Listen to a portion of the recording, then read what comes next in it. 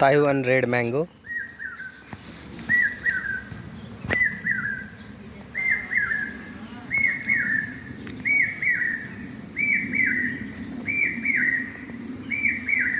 Taiwan red. अनि यो हो किङ अफ चकापात। धेरै फ्रुटिङ भएको छ। अब धेरै जसो यसलाई निकाल्न पर्ने छ। फ्रुट थिनिङ गर्नुपर्ने छ। बोट सानो छ त्यही भएर धेरै राख्ने होइन योचोटि।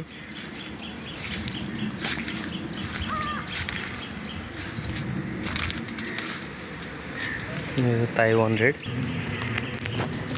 यो बोट चिन्नुहुन्छ कि नै? यो बोट लगभग 4 वर्षको भयो। यो फुलिरहेछ। हेर्दा लिची जस्तै देखिएछ बोट चाहिँ। यो हो लङ्गन।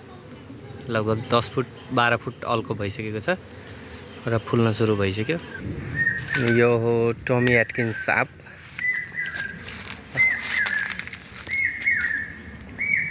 टमी एटकिन्स मैंगो यो हो। र यो सेन्सेसन आप हो। यो सेन्सेसन मैंगो। यो केसर मैंगो हो। यो अरुणिका।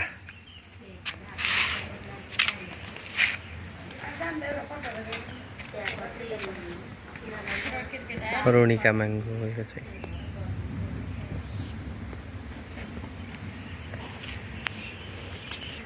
यो अर्को भेराइटी अम्बिका मैंगो। अम्बिका आँप हो यो। अम्बिका प्रजातिको आँप हो। यसको पात फरक हुन्छ। यो हेर्दै चिनिहालिन्छ अम्बिका मैंगोको आँपको पात चाहिँ। फल लागिसकेको छ। अहिले कलर आइसकेको छ। घाम परेको ठाउँमा रातो रातो भइसकेको छ कलर चाहिँ। यो अम्बिका। यो बनाना मैंगो। अनि यसैमा अर्को मल्टी ग्राफ्टिङ गर्दैछु। अरू यो सेन्सेसन हो। यो एउटै बोटमा तल रुट चाहिँ बनाना मैंगोको, माथि चाहिँ अम्बिका, अरुणिका, सेन्सेसन सबै भेराइटी ग्राफ्ट गरिदिएको छु यसमा। यो अरुणिमा आँप। यो चाहिँ 3 वर्ष भइसक्यो। बल्ल यो वर्ष चाहिँ यहाँ फुल निक्लिएको छ। अरुणिमा भनेर लगाएको। अब यसमा चाहिँ अलिकति कन्फ्युजन छ। हेरौँ। अब मैले यसरी कटिङ गरेर बीज भाग चाहिँ आँपको बीज भाग हो यो।